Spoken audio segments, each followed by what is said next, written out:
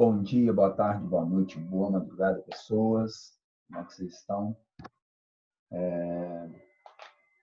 Dando continuidade aí às nossas videoaulas. Vou trabalhar com vocês hoje rapidamente reforma e contra-reforma protestante, certo? Definição de reforma, todo mundo conhece, é rapidinho, movimento religioso que vai romper com a Igreja Católica, né? E desse rompimento faz surgir várias outras religiões, as três principais mais famosas, luteranismo, calvinismo e anglicanismo. Isso tudo ocorrendo ao longo do século XVI, né? Mas que vão ter reflexos no século XVII, XVIII, até os dias de hoje. Onde o movimento reformista, ele se espalha por todo o continente europeu, ok? Ele vai ter influência em todo o continente europeu.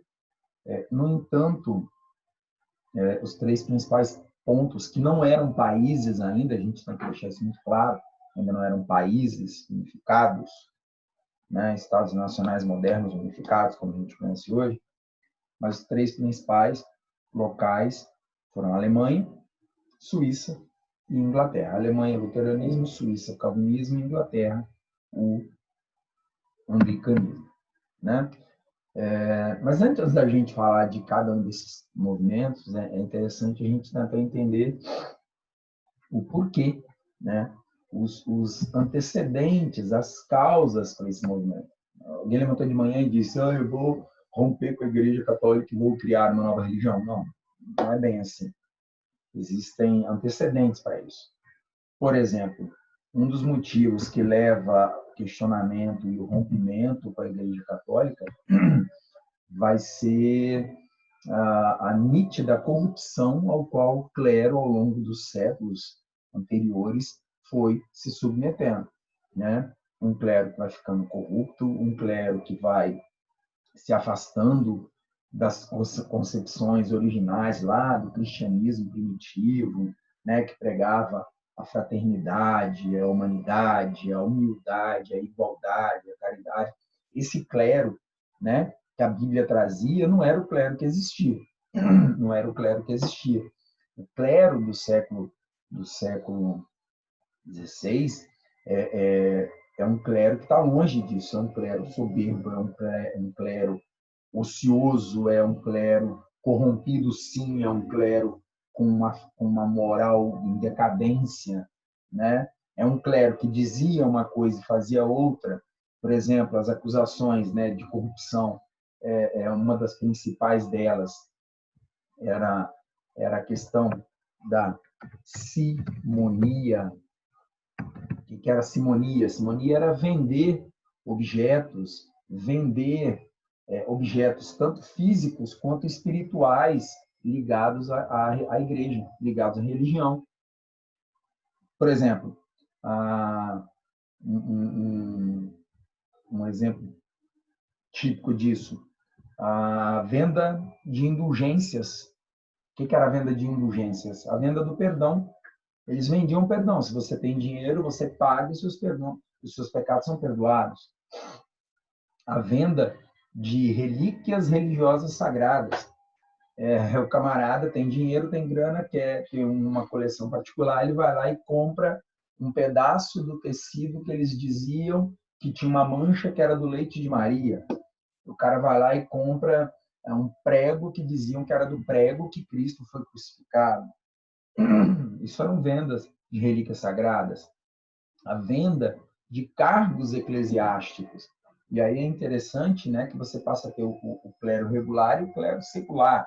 O clero regular é aquele que seguiu toda a carreira eclesiástica, todo o ensinamento, todo o aprendizado eclesiástico. E o clero regular?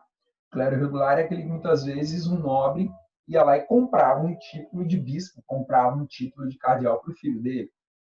Né? E a igreja vendia. O cara ontem estava no boteco do seu Joaquim com um monte de mulher. Hoje ele vira cardeal, vai ganhar o cargo, vai ganhar posses, vai ganhar riquezas, vai ganhar influência, vai ganhar poder e vai continuar muitas vezes mantendo e seguindo a mesma vida que ele tinha antes. Tá ok? Então, essa corrupção do clero é um motivo muito forte para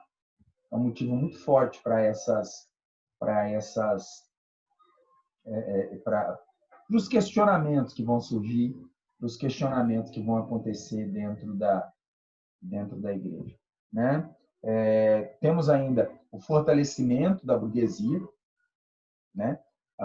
Você tem uma burguesia que começa a ter atritos com a igreja, você tem uma burguesia que começa a ter atritos com a igreja, tá legal? E ela começa a ter atritos com a igreja por quê?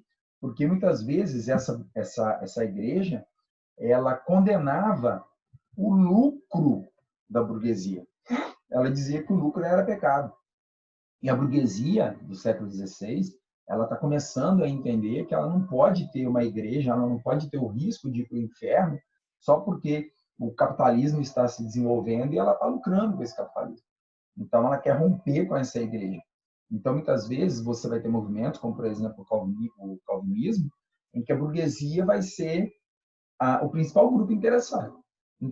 Depois a gente vai ver o motivo, né? Outro fator que leva muitas vezes o questionamento da Igreja Católica são as próprias monarquias nacionais. É o caso do Henrique VIII. Monarcas que não aceitam o Papa, a Igreja Católica, mais influenciando, se metendo nos assuntos do seu país. Então, você tem monarcas que passam a literalmente entrar em atrito contra o poder da igreja, né? Para que a igreja não possa mais ficar influenciando e se metendo em assuntos dos seus estados. É óbvio, é até ingênuo pensar o contrário, né? A igreja, em dado momento, ela chega a ter 1/3 das terras do continente europeu. Então, em muitos casos também, o que esses reis estão interessados não é só em eliminar a influência da igreja nos seus estados, mas também em ter acesso às terras da igreja. É mais ou menos assim, eu rompo com a igreja católica e aí as terras da igreja católica ficam para mim. Eu posso distribuir entre os nobres, eu posso distribuir a quem me interessa e aí o meu poder, a minha influência vai ficar ainda maior dentro do meu estado. Tudo isso, para isso, basta eu romper com a igreja, né? Você ainda tem aí a própria influência do renascimento cultural, que é gigantesca, é um renascimento cultural que questiona aqueles valores tipicamente medievais, mas que não vem ao caso agora na aula. Se quiserem, precisarem, deixem um comentário, tirem dúvidas comigo. A leitura e interpretação da Bíblia, né? Que é um questionamento, por que apenas os membros da igreja podiam ler a Bíblia?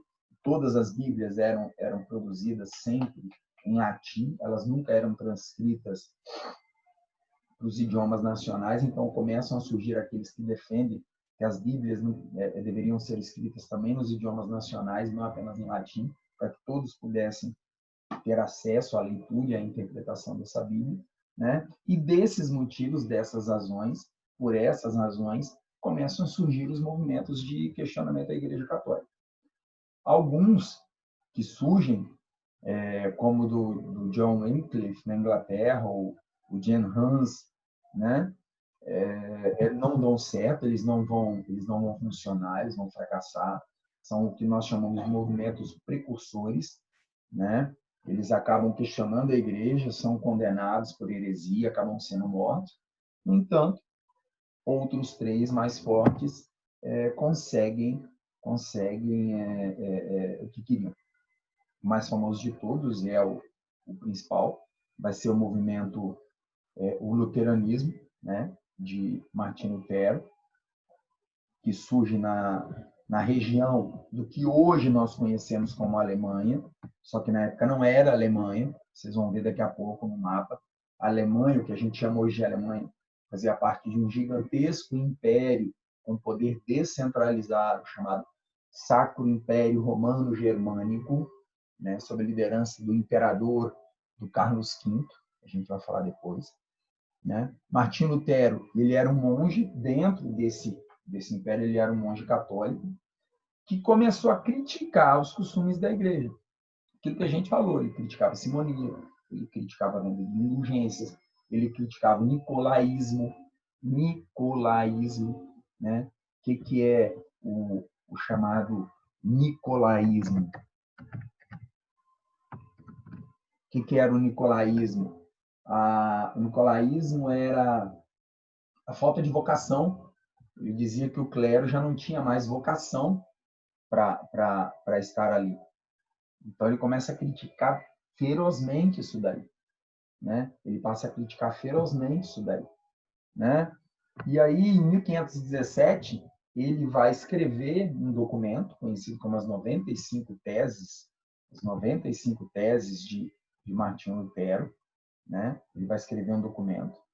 E dentro dessas 95 teses, imagina assim, um texto com 95 apontamentos, 95 questionamentos, aonde ele ataca, ele critica, ele é contrário à postura, aos dogmas da igreja. Ele pega esse documento e ele publica esse documento, ele expõe esse documento e ele acaba sendo, a Igreja Católica, obviamente, não vai gostar nem um pouco disso, e ele acaba sendo excomungado e condenado à morte pelo Papa, né? E pelo próprio imperador, o Carlos V. Só que aí o que acontece? Ele vai receber a proteção de nobres da Alemanha. E ele passa, então, a receber a proteção de nobres dentro da Alemanha. Tá ok? Ele vai se esconder num castelo dos nobres, e ali ele fica. E durante esse período que ele fica escondido, né, para não ser capturado pelas tropas da Igreja Católica, pelos seguidores da Igreja Católica, ele escreve os princípios básicos do luteranismo. O que está aqui na tela para vocês é tranquilo, é só olhar e observar. A salvação para ele vai ser única e exclusivamente pela fé. A Igreja dizia que a salvação tinha que ser através dos bons atos, da doação, da caridade, do arrependimento, né? Para ele, a salvação é única e exclusivamente pela fé, basta você ter fé realmente que você vai ser salvo. Ele vai traduzir a Bíblia para o alemão, ele vai defender que a leitura e a livre interpretação da Bíblia seriam para todos, ele vai suprimir a questão dos santos e imagens, que ele dizia que a Igreja Católica ela tinha as imagens dos santos, e esses santos eles serviam muito mais como um artigo comercial do que como um artigo religioso de fato. Então ele suprime, né, a questão dos ícones, ele vai por fim, ele vai contra a ideia dos ícones, das imagens e tudo mais. Ele defende o fim do celibato dos sacerdotes, a não seguimento, não seguir a autoridade papal. A Igreja Católica tem 7 sacramentos, ele vai defender apenas 2, o batismo e a Eucaristia. Então, para você ir para o reino do céu, bastava você ser batizado e fazer primeiro a Eucaristia, e você estava salvo. E aí vem o ponto mais importante, o que realmente salva literalmente a vida de Lutero, né? Que é ele vai defender que a igreja deve ser submissa ao Estado. A igreja deve ser submissa ao Estado. Então, quem manda na igreja são os governantes, né? Obviamente, quando você defende os interesses desses grupos poderosos dentro da Alemanha, você vai receber o apoio de grande parte da nobreza alemã, uma grande parte de uma nobreza alemã que não está interessada, ela não está interessada só na salvação, como eu disse antes, ela quer também as terras da igreja. Ela pensa assim: eu rompendo com a igreja, eu posso ter acesso às terras da igreja, né? Então isso daí tudo vai estar incluído. E vai receber o apoio de camponeses que também têm interesse nas terras da igreja, né? Só que esses camponeses eles pensavam assim: a gente vai ter acesso às terras da igreja, a gente vai fugir dos impostos feudais, a gente vai ter uma vida melhor no luteranismo. Só que Lutero não reconhece isso. Lutero vai defender os interesses da nobreza. E isso leva, inclusive, uma guerra civil dentro do território que nós conhecemos como Alemanha hoje, né? De um lado, os nobres, defendendo o luteranismo. Do outro lado, os camponeses, que vão se organizar sob liderança de Thomas Manzer e vão fundar uma nova religião, a religião anabatista, que defendia o uso coletivo da terra, o uso da terra com fins igualitários, o catolicismo, o cristianismo primitivo, né, tal como Cristo realmente defendia, essa guerra civil ela dura de 1524 a 1525 e ela vai causar a morte de nada mais, nada menos do que 100 mil camponeses, né? E Martinho Lutero nessa brincadeira. Martinho Lutero ficou do lado dos nobres. Martinho Lutero ficou do lado da nobreza, dos poderosos, e não do lado dos camponeses. Então, às vezes, é interessante a gente perceber que vale mais o interesse para salvar a sua ideia do que aquilo que você realmente defende. Beleza. Além do luteranismo, né, ter tido conflitos com os camponeses, os luteranos eles vão ter conflitos também com a Igreja Católica. Isso é uma questão óbvia, né? E aí uma nova guerra vai acontecer. Dessa vez você vai ter a Liga Católica e a Liga Protestante, né? Do lado da Liga Católica você vai ter, óbvio, o Papa, com o apoio do imperador Carlos V, que eu falei para vocês lá atrás. Carlos V, ele era o imperador do Sacro Império Romano Germânico, toda essa vastidão, essa imensidão de terra que vocês estão vendo aqui. Só que ele era um império com um poder descentralizado. Algumas regiões tinham autonomia, né? Pagavam tributos, pagavam impostos ao imperador, reconheciam o imperador, mas muitas vezes tinham autonomia de se autogovernar. O Carlos V, ele era católico e aliado do Papa Clemente VII, algo parecido, agora fugiu, mas enfim, isso não vem ao caso. Ele era aliado do Papa. E aí o que vai acontecer? Você vai ter uma guerra, né? A guerra ela vai durar de 1530 a 1555, vão ser 25 anos de guerra entre católicos e protestantes, tá legal? E ao final, em 1555, Carlos V ele vai ser derrotado, né? Ele é derrotado, acaba falecendo e o seu sucessor, o Fernando I, ele vai assumir o trono e vai assinar a Paz de Augsburg em 1555. E o que essa Paz de Augsburg vai determinar? Olha que interessante. Olha a liberdade religiosa, como é que vai ficar aqui. Ela determinava que cada governante, cada príncipe que governasse um território, ou cada nobre que governasse um território, é que ia escolher a religião dos seus súditos. Lindo, né? Então, assim, eu não tenho direito de escolher a minha religião, não. É o meu rei. Se o meu rei é católico, ele me obriga a ser católico. Se o sucessor dele é luterano, ele me obriga a ser luterano. Se o que vier depois é calvinista, ele me obriga a ser calvinista. Está de boa, está bacana. O luteranismo havia vencido, né? E o que hoje a gente conhece como Alemanha, basicamente, se torna um Estado luterano, e o restante da Áustria, né, e do Sacro Império Romano Germânico, vai continuar sendo católico. Nesse mapa, vocês conseguem observar que o que está em amarelo são estados luteranos, o que está em roxo são estados calvinistas, e o que está em verde são estados católicos. Tá ok? Rodrigo, além do luteranismo ou calvinismo, o calvinismo vai se implantar no que a gente conhece, né, na Suíça, né, na região de Genebra e tudo mais. Era uma região autônoma, já gozava de certa autonomia, autonomia lá por idos de 1520 e um pouquinho mais. E é nesse contexto que chega nessa região um indivíduo chamado João Calvino. Calvino ele era católico, era francês católico, né? Um padre católico, que se influenciou pelo luteranismo e aí acabou, por conta de ser influenciado pelo luteranismo e defender as ideias de Lutero, ele passa a ser perseguido pela Igreja Católica na França, ele tem que fugir e vai se refugiar na Suíça. E na Suíça, rapidamente, ele consegue se infiltrar nos grupos dominantes, né? Em Genebra e tudo mais.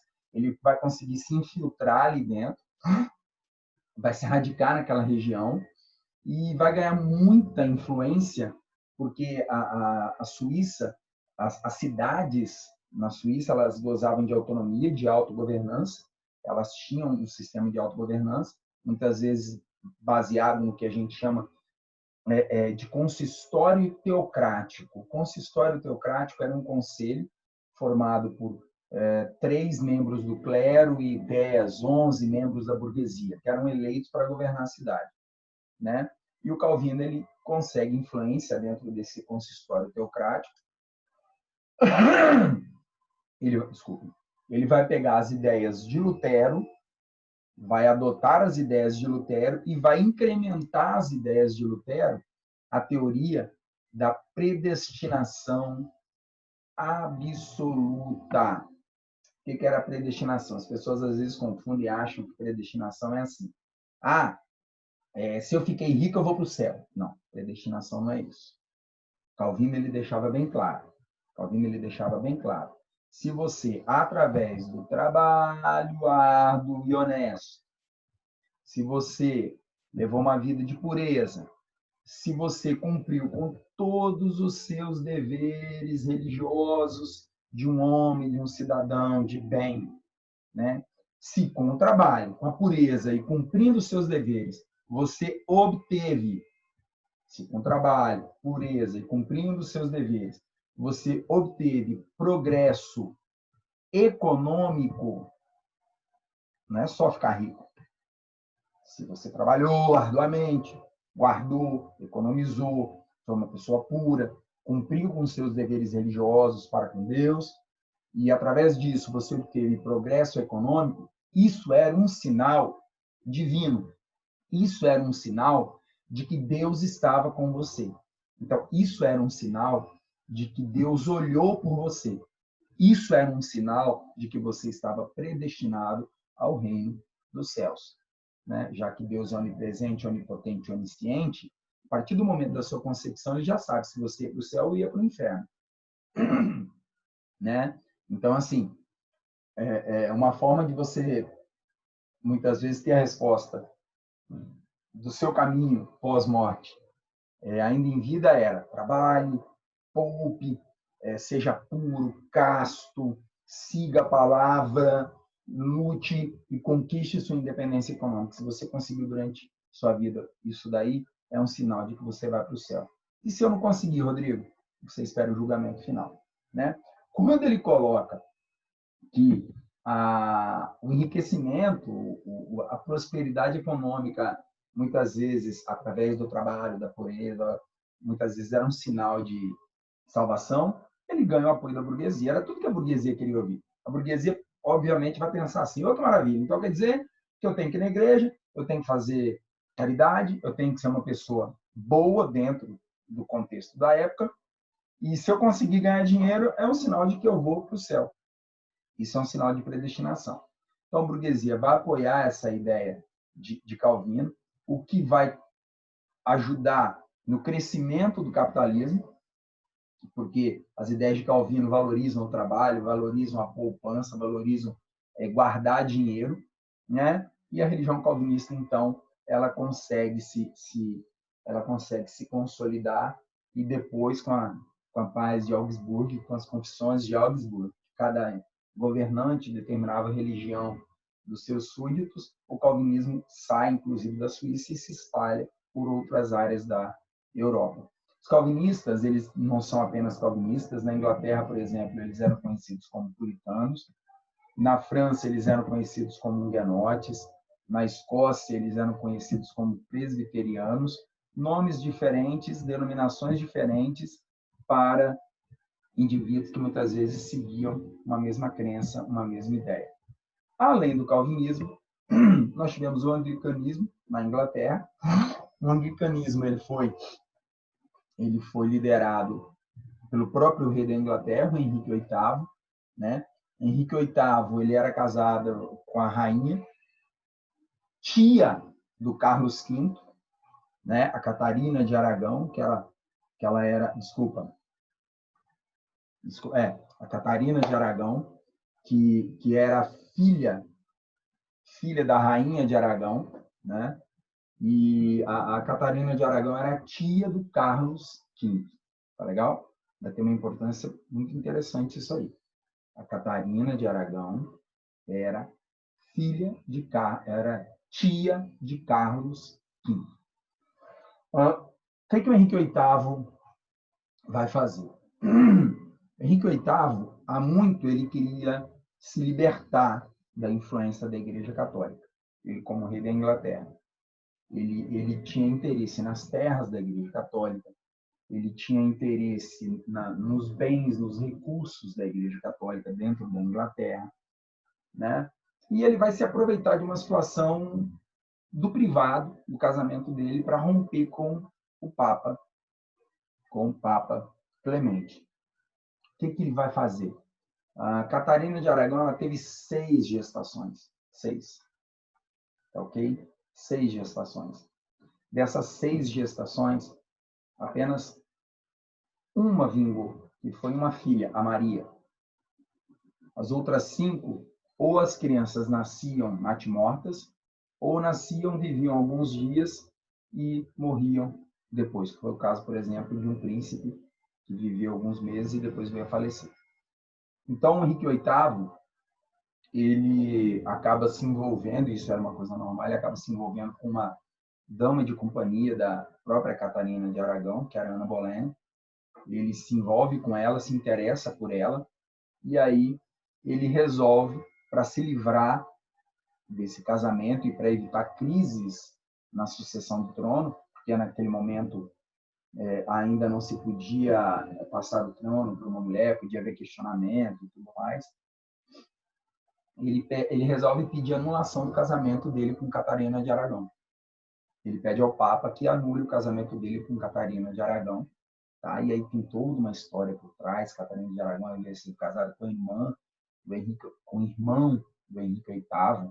Ela já tinha sido casada antes com o irmão do Henrique VIII, só que o casamento durou alguns meses apenas, porque o irmão dele morreu, coisa de 5 meses depois do casamento. Ela foi e se casou com o Henrique VIII e tudo mais. Mas, enfim, vamos lá. Ele pede a anulação do casamento para poder se casar com Ana Bolena, alegando que a Catarina de Aragão não conseguia gerar filhos homens herdeiros para o trono da Inglaterra. A Catarina de Aragão pede ao Carlos V, que era o imperador do Sacro Império Romano Germânico, que influencia o Papa a recusar a anulação desse casamento. Quando Henrique VIII vê que ele não vai conseguir essa anulação, e de fato não conseguiu, o Papa negou, ele pressiona o parlamento britânico, né? E aí o que acontece? Em 1531, o parlamento britânico edita o ato de supremacia, que transforma no rei, o ato de supremacia transformava o rei no chefe total da Inglaterra.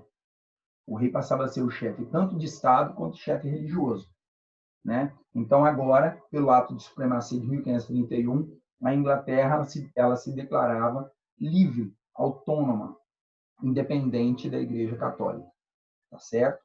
E o Henrique VIII, então, ele se torna o chefe também da Igreja dentro da Inglaterra. Com isso, óbvio, ele vai se separar, vai conseguir a anulação do casamento dele com a Catarina de Aragão, vai se casar com a Ana Bolena, que vai traí-lo, né? Vai acabar sendo morta, decapitada por um carrasco francês, blá, blá, blá, blá, blá, blá, blá, blá. Resumo da ópera. Nascia uma nova religião, nascia a religião anglicana. Com isso, as terras da Igreja Católica vão ser confiscadas e vendidas aos nobres ingleses, que vai fortalecer o poder do rei, né? A religião anglicana ela vai manter o culto e a hierarquia semelhante ao catolicismo. A autoridade papal não vai ser mais aceita. O latim vai ser abolido dos cultos. Os cultos religiosos vão ser feitos na língua inglesa mesmo, né? E a religião anglicana ela vai manter padrões do catolicismo e vai pegar elementos do calvinismo, por exemplo, a predestinação, né, a questão dos sacramentos. Então, você tem a fusão aí de o padrão, o perfil, né, a celebração vai seguir os padrões do catolicismo, mas os elementos religiosos em si vão ser do calvinismo. Ok? Rodrigo, a Igreja Católica ficou quieta? Óbvio que não. A Igreja Católica ela vai atacar, ela vai contra-atacar e vai realizar o que a gente chama de contra-reforma ou simplesmente reforma católica. É a Igreja dando uma resposta à reforma protestante. Tá legal? Quais vão ser essas reformas? Primeira coisa, a Igreja ela vai convocar o Concílio de Trento. O Concílio de Trento ele vai durar de 45 a 63, né? 45, 55, ele dura 18 anos. Durante 18 anos, a Igreja Católica discute os novos rumos do catolicismo. Durante 18 anos, a Igreja Católica discute qual caminho a Igreja deve seguir. Óbvio, eles não ficaram 18 anos discutindo e debatendo incessantemente. Eram sessões periódicas, né? De tempos em tempos, eles se reuniam para debater um tema ou outro, né? E o Concílio de Trento, ao final dele, ele chega às seguintes conclusões. Eles vão reafirmar os dogmas do catolicismo, por exemplo, a santidade de Maria, que os protestantes questionavam, a infabilidade do Papa, que o Papa nunca erra, né? A salvação única e exclusivamente pelo arrependimento, pela penitência, blá, blá, blá, blá, blá, blá, não pela forma, né? Eles vão criar seminários e o catecismo, que é o que a gente tem até hoje. Eles vão criar seminários para novos seguidores do catolicismo. Eles vão criar o catecismo, as crianças vão ter que começar a frequentar aulas de catecismo para a primeira Eucaristia. Aquela coisa, começar uma educação religiosa desde a criança novinha, para que ela não busque outros caminhos, né, à medida que ela vai crescendo. Eles vão criar o chamado Index. Index é lista. Esse Index era uma lista de livros proibidos, de leituras proibidas. Então, eles criam uma lista de leituras que eles diziam que eram profanas, que eram proibidas, que eram coisas do demônio, né? E uma coisa mais dura que eles vão fazer é a reativação do Tribunal do Santo Ofício, que durante a Idade Média funcionou ativamente. O que servia o Tribunal do Santo Ofício? Ele servia para identificar os hereges, os inimigos do catolicismo, prender, colher provas, julgar e condenar. Na maioria das vezes acontecia aquilo que a gente está acostumado sempre a estudar, né? Queimar na fogueira, morrer no garrote, morrer em algum aparelho de tortura. Uma outra criação da Igreja Católica para se proteger do protestantismo foi a criação da Companhia de Jesus, os jesuítas, sob a liderança de Inácio de Loyola, um espanhol. Eles criam a Ordem Jesuíta, que era uma ordem religiosa extremamente rígida, né? Tanto é que eles eram conhecidos como soldados de Cristo, porque era uma hierarquia quase que militar, né? Uma obediência quase que militar mesmo. E os jesuítas, a função deles seria buscar novos fiéis, principalmente na América, né? Vai ser entregue a eles a educação, então todo o sistema educacional vai ser entregue aos jesuítas, e eles tinham ainda o papel da catequização, tanto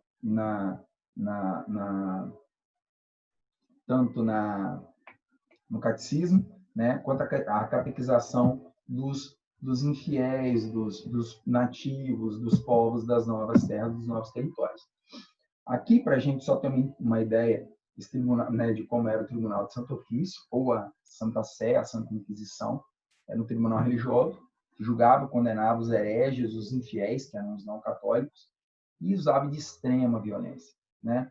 E atuaram principalmente em estados como Espanha, Portugal e Itália.